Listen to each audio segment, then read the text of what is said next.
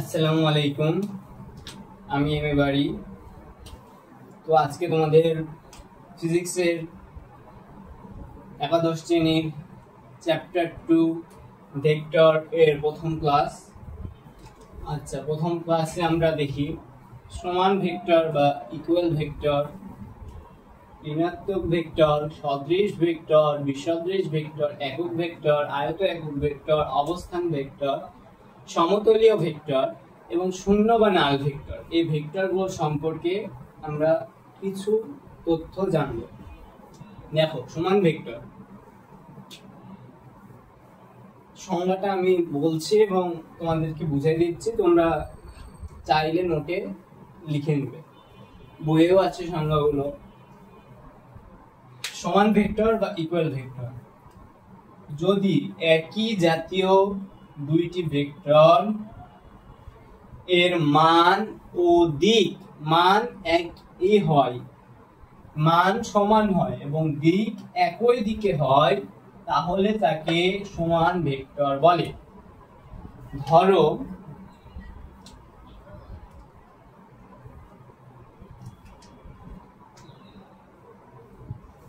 এই ভেক্টরটা আমরা এ দ্বারা চিহ্নিত করলাম,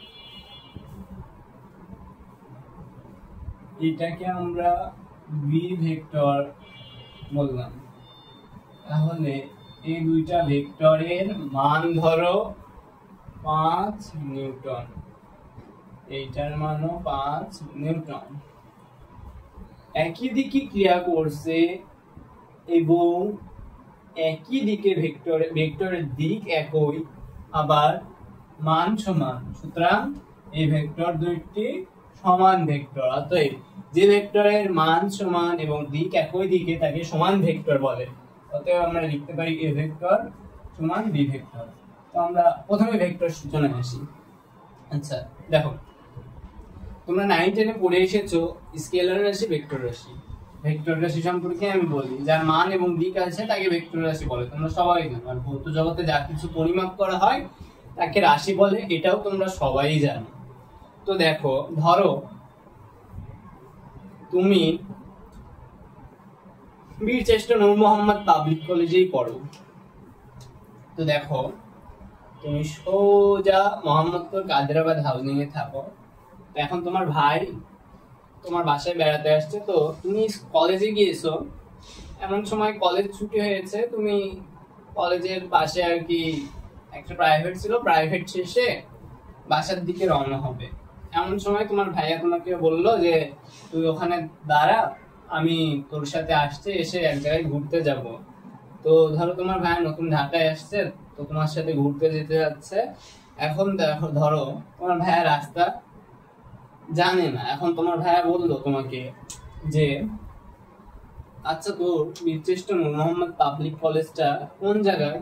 তখন তুমি বললে ভাইয়া কাদেরাবাদ হাউজিং থেকে সোজা 500 মিটার গিয়ে তারপরে 1.5 কিলোমিটার উত্তর দিকে গেলে বীরচেষ্ট নূর মোহাম্মদ পাবলিক কলেজ। তাহলে দেখো কি বললো, 1.5 কিলোমিটার উত্তর দিকে। তাহলে দেখো এখানে মান কত, 1.5 কিলোমিটার, আর দিক বললো কি উত্তর দিক। তাহলে দেখো মানও বললো আবার দিকও বললো, তাহলে কি এটা ভেক্টর। আর রাশি সম্পর্কে এবার আমরা জানি। ধরো এটা একটা কলম, মার্কার এর পেন। এখন ধরো এটা দৈর্ঘ্য পরিমাপ করছি, দৈর্ঘ্য পরিমাপ করে দেখলাম আমি এটা 5 ইঞ্চি। ধরো 5 ইঞ্চি বললাম, এখানে কিন্তু শুধু মান বললাম, তাহলে দৈর্ঘ্য এর মান আছে, অতএব এটা স্কেলার রাশি। তো এবার আমরা আসি ভেক্টর। ভেক্টরকে দুই ভাবে প্রকাশ করা যায়, একটা হচ্ছে জ্যামিতিক উপায়ে, আর একটা হচ্ছে অক্ষরের মাধ্যমে। সব সময় মনে রাখতে, এটা খুবই ইম্পর্টেন্ট, ভেক্টর কিন্তু জ্যামিতিক উপায়ে, এটা সব সময় মনে রাখবা। অনেক ক্ষেত্রে আমরা দেখি এইটা সবাই জানে কিন্তু ম্যাথ করার সময় গিয়ে ভুল করে। আচ্ছা দেখো, এখন আমরা আসবো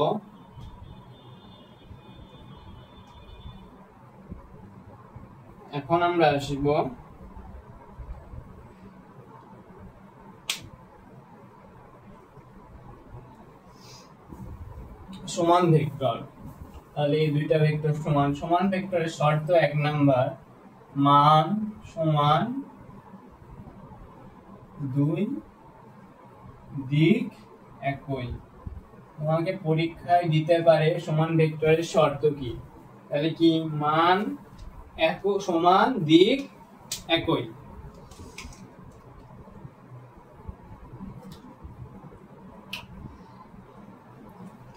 মান সমান দিক একই।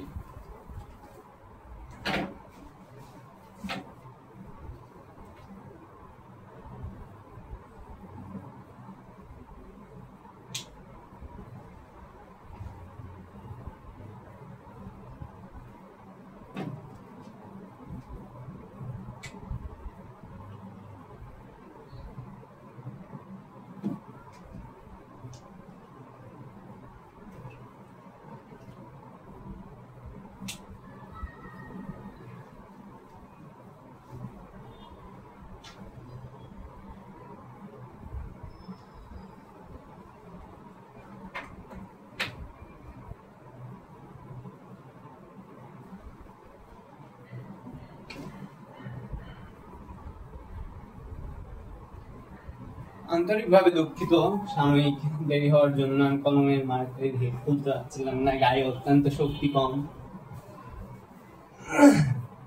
তো দেখো এবার তাহলে মান সমান দিক একই, তাহলে আমরা সমান ভেক্টর কি, যার যে ভেক্টর দুটি একই জাতীয় ভেক্টর একই দিকে ক্রিয়া করে এবং যাদের মান সমান তাকে সমান ভেক্টর বলে। তাহলে আমাদের সমান ভেক্টর শেষ। এবার আমরা আসবো নেগেটিভ বা ঋণাত্মক ভেক্টর। ঋণাত্মক ভেক্টর দেখো, যদি একই জাতীয় দুইটা ভেক্টরের মান তাদের সমান কিন্তু দিক ভিন্ন, তাদেরকে ঋণাত্মক ভেক্টর বলে। দেখো এইটা 5 নিউটন, এইটাও 5 নিউটন, এইটা এই দিকে ক্রিয়া করছে, এইটা এই দিকে ক্রিয়া করছে, এইটা এ ভেক্টর, এটা মাইনাস এ ভেক্টর।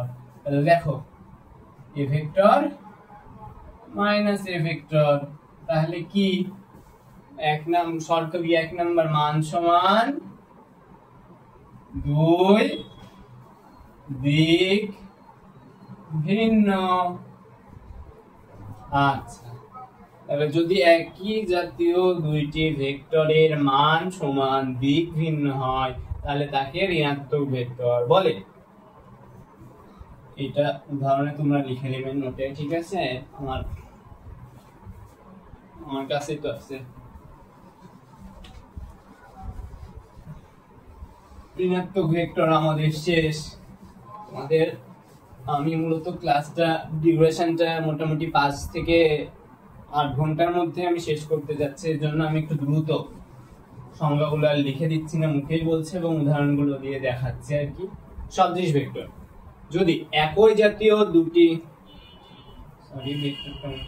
এটা ধরো এটা ভেক্টর, একই জাতীয় দুইটি ভেক্টর এর মান সমান হতেও পারে নাও পারে, মান সমান হতেও পারে নাও পারে, কিন্তু দিক একই হওয়া লাগবে, তাকে সদৃশ ভেক্টর বলে। সদৃশ ভেক্টর, তাহলে ধরো এ ভেক্টর, এটা বি, এটা এ ভেক্টর, এর এটা বি ভেক্টর, ঠিক আছে? কালো করে এটা এ ভেক্টর, এটা B vector, A vector B vector এর মধ্যবর্তী কোণ হবে 0 ডিগ্রি। সমান ভেক্টরের ক্ষেত্রে এ ভেক্টর বি ভেক্টর এর মধ্যবর্তী কোণ হবে বি ভেক্টর এর মধ্যবর্তী কোণ হবে 0 ডিগ্রি, সমান সদৃশ। আর ঋণাত্মক ভেক্টরের ক্ষেত্রে, ঋণাত্মক এর ক্ষেত্রে A B is equal to 180 degree. যেহেতু দুইটা বিপরীত দিকে ক্রিয়া করছে, এইটা ধরো এইটা বিপরীত দিকে ক্রিয়া করতেছে, তো তাহলে আমাদের সমান ভেক্টর সদৃশ ভেক্টর আর ঋণাত্মক ভেক্টর তিনটাই হলো। এখন দেখো তোমাকে বলতে পারে সদৃশ ভেক্টরের শর্ত লিখো। তাহলে কি বলছি, মান সমান হইতেও পারে নাও পারে, দুই দিক একই হওয়া লাগবে। তাহলে এই থেকে আমরা বলতে পারি সকল সমান ভেক্টর সদৃশ ভেক্টর, কিন্তু সকল সদৃশ ভেক্টর সমান ভেক্টর নয়। তোমাকে খ নাম্বার প্রশ্নে দিতেই পারে, পরীক্ষায় বলা যায় না যে সব প্রমাণ করো যে সকল সমান ভেক্টর সদৃশ ভেক্টর, কিন্তু সকল সদৃশ ভেক্টর সমান ভেক্টর নয়। 2 মার্ক কিন্তু চলেও আসতে পারে। অলরেডি আমরা একটি খ পড়ে ফেলেছি। ঠিক বিসদৃশ ভেক্টর ঋণাত্মক ভেক্টরের বিপরীত। এটা এ ভেক্টর, এটা বি ভেক্টর, এটা এদিকে ক্রিয়া করতেছে, এটা এইদিকে ক্রিয়া করতেছে। তাহলে দেখো বিসদৃশ ভেক্টরের ক্ষেত্রে এ ভেক্টর, এটা বি ভেক্টর, এ ভেক্টর এটা, আর এটা বি ভেক্টর, ঠিক আছে। এখন দেখো এ ভেক্টর আর বি ভেক্টর দুটি একই জাতীয় ভেক্টর বিপরীত দিকে ক্রিয়া করলে এবং তাদের মান ভিন্ন। ঋণাত্মক ভেক্টরের ক্ষেত্রে একটার মান যদি 5 নিউটন হয়, একটা কিন্তু -5 নিউটন হবে। কিন্তু এখানেও সেম, কিন্তু এখানে 5 নিউটন হলে আরেকটা -5 নিউটন হবে, হতেও পারে। আবার দেখা যাচ্ছে 5 নিউটন আর একটা -6 নিউটনও হতে পারে। তাহলে বিসদৃশ ভেক্টরকে আমরা কিভাবে সংজ্ঞা দিতে পারি? দুইটি একই জাতীয় ভেক্টরের মান যদি মান সমান হইতেও পারে নাও হইতে পারে, কিন্তু মান সবসময় বিপরীত চিহ্নের দ্বারা প্রকাশ করব, এবং দেখো এবং বিপরীত দিকে ক্রিয়া করবে, তাকে আমরা বিসদৃশ ভেক্টর বলি। তাহলে বিসদৃশ vector is equal to A আর বি, এদের মধ্যবর্তী কোণ 180 ডিগ্রি। এটা কিন্তু প্রমাণ আসতে পারে তোমাদের। প্রমাণ করো যে এ ভেক্টর এবং বি ভেক্টরের মধ্যবর্তী কোণ 180 ডিগ্রি। আবার এটাও প্রমাণ আসতে পারে, প্রমাণ করো যে এ ভেক্টর এবং বি ভেক্টরের মধ্যবর্তী কোণ 0 ডিগ্রি। তোমরা কিন্তু অলরেডি অনেকগুলো খ নাম্বার প্রশ্নের অ্যানসার পেয়ে গিয়েছো। তোমাদেরকে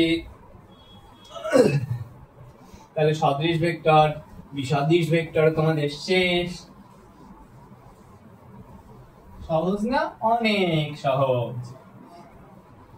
তোমরা 9 10 পড়েছো ফিজিক্স, আমার মনে হয় যে তোমাদের মনে হয়েছে 9 10 ফিজিক্স অনেক কঠিন ছিল এবং কেমিস্ট্রি অনেক সোজা ছিল।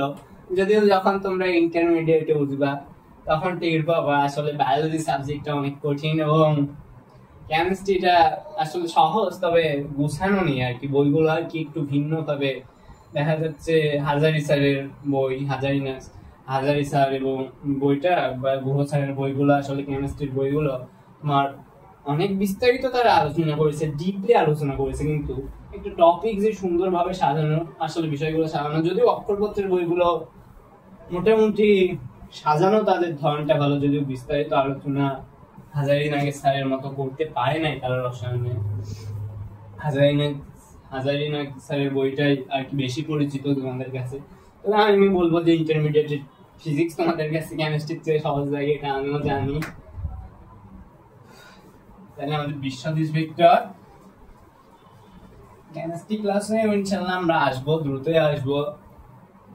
তাহলে বিসদৃশ vector I cap, J cap, K cap, cap cap cap, sorry এটা একক ভেক্টর। বিসদৃশ ভেক্টর শেষ হয়েছে একক ভেক্টর। আচ্ছা দেখো, যে ভেক্টরের মান 1 একক তাকে একক ভেক্টর বলে। যে ভেক্টরের মান 1 একক তাকে একক ভেক্টর বলে। একক ভেক্টরকে I cap, J cap, K cap দ্বারা প্রকাশ করা হয়। একক ভেক্টরকে ছোট হাতের এ এর উপর ক্যাপ চিহ্ন দিয়ে এইভাবেও লেখা যায়।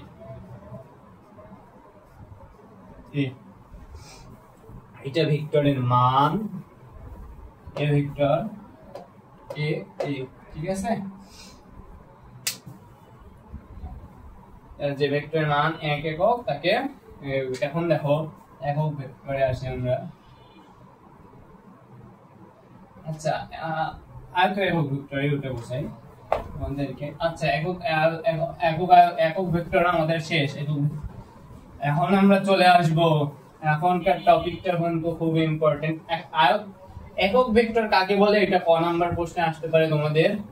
আয়ত একক ভেক্টর, আয়ত একক ভেক্টর, অবস্থান ভেক্টর, এই দুইটা থেকে তোমাদের প্রশ্ন কলেজের পরীক্ষাগুলোতে প্রশ্ন আসবেই আসবে, সেটা কয়ে হোক ক্ষয়ে হোক আসবে।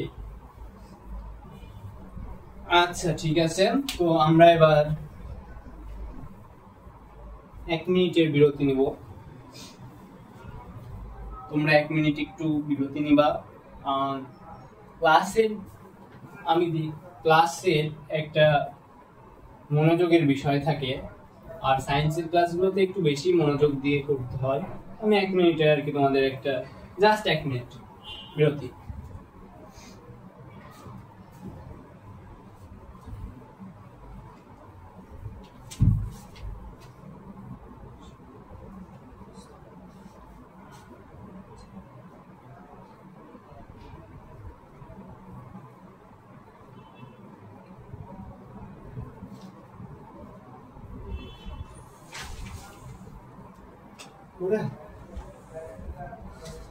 আয়ত একক ভেক্টর, এবার আমরা আয়ত একক ভেক্টরে আসছি।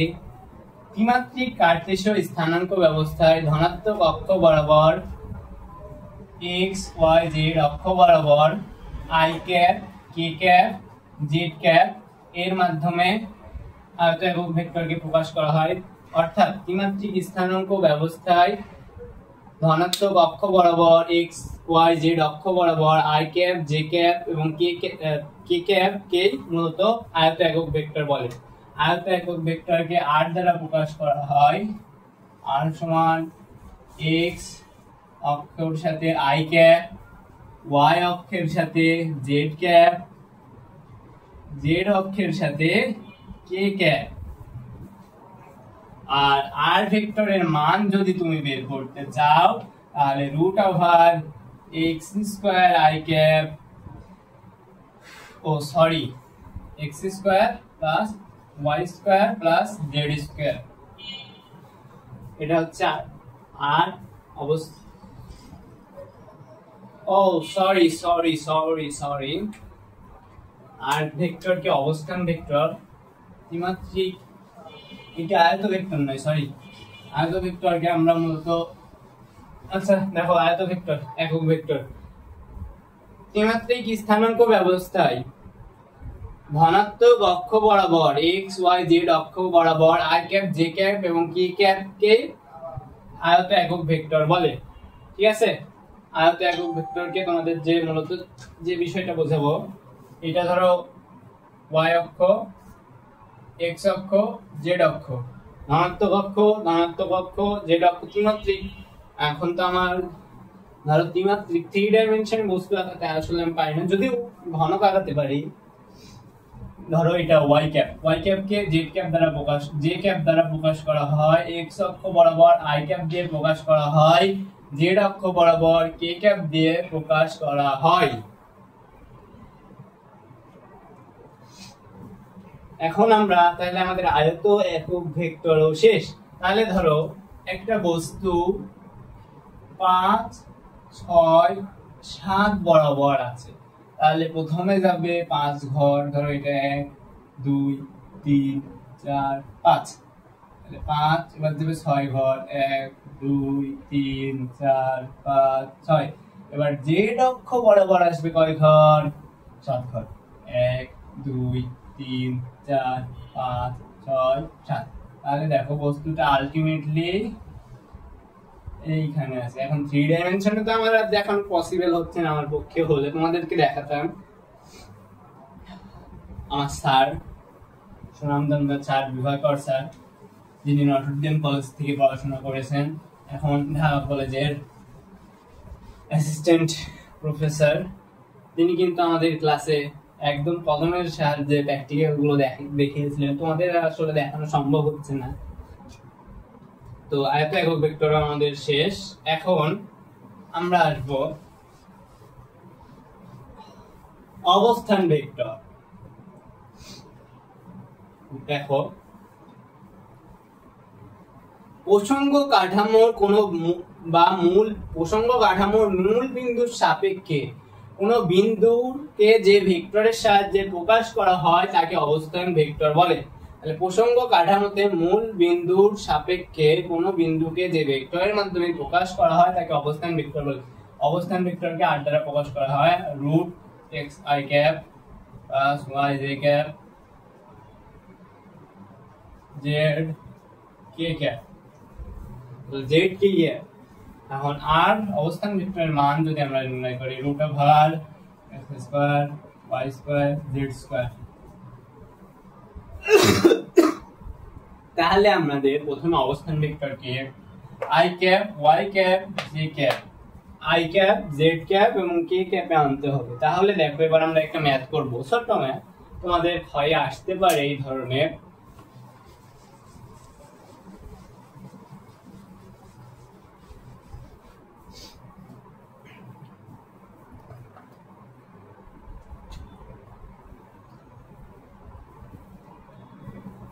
দেখো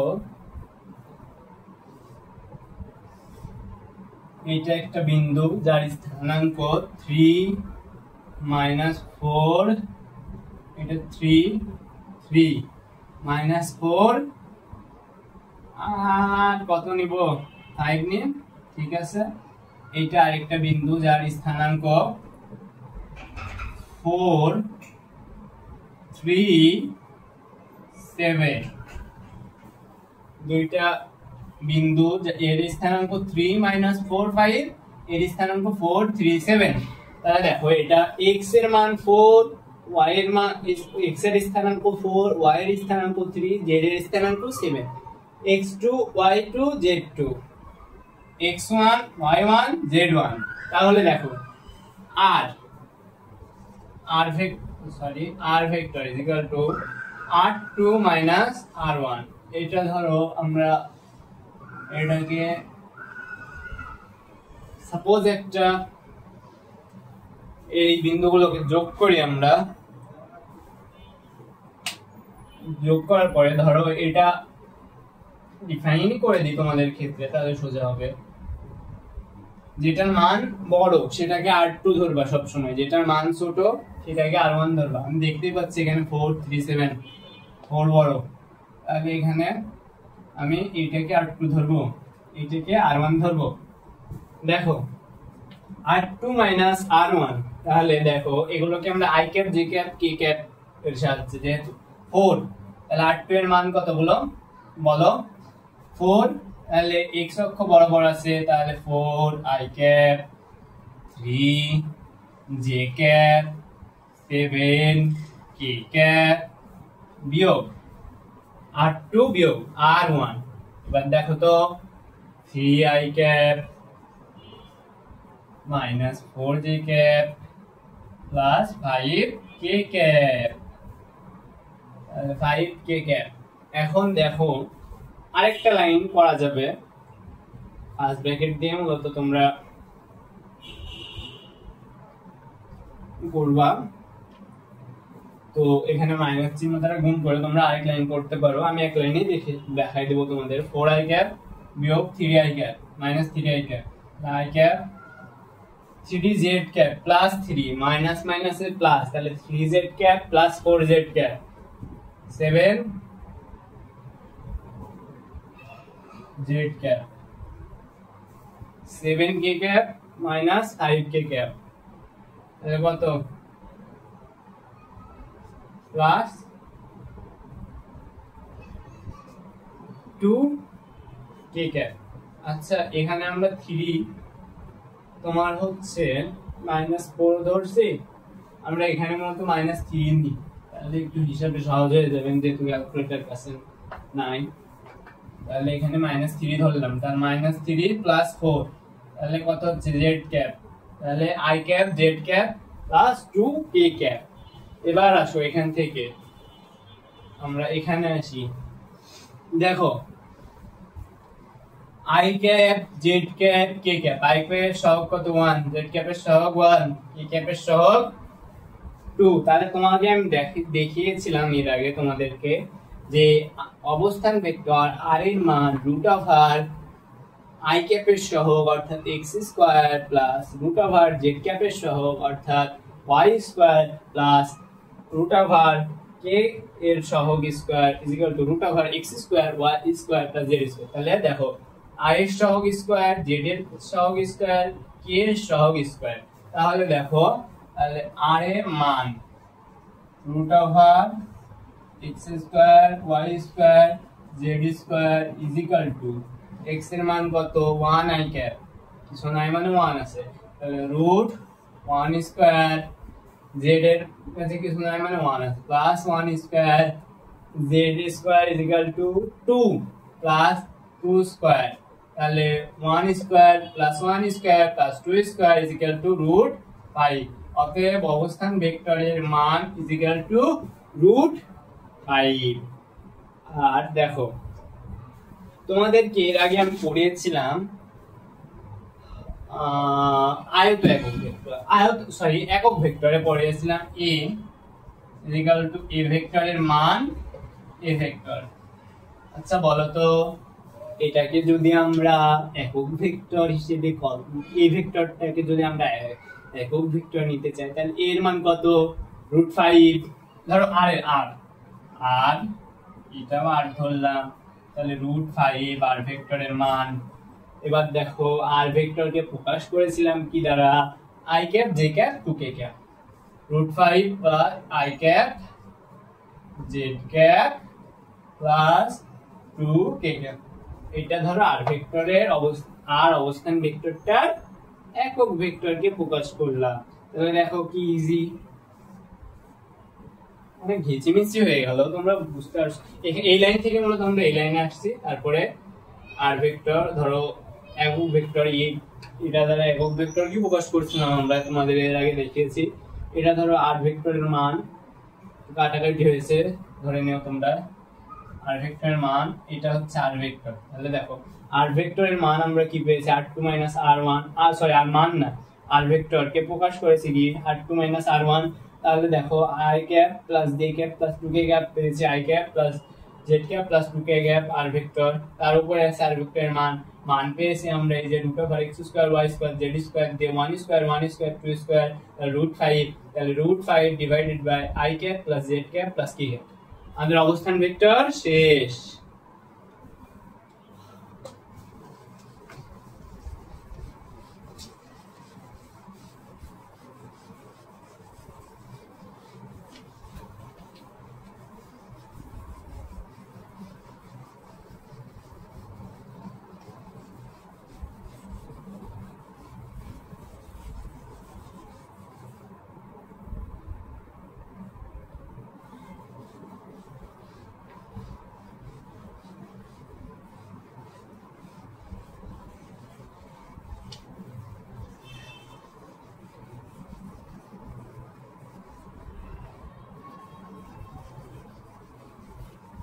এখন আমরা আসব সমতলীয় ভেক্টর, শূন্য বা নাল ভেক্টর, এই দুইটা ভেক্টর তোমাদেরকে পড়াবো।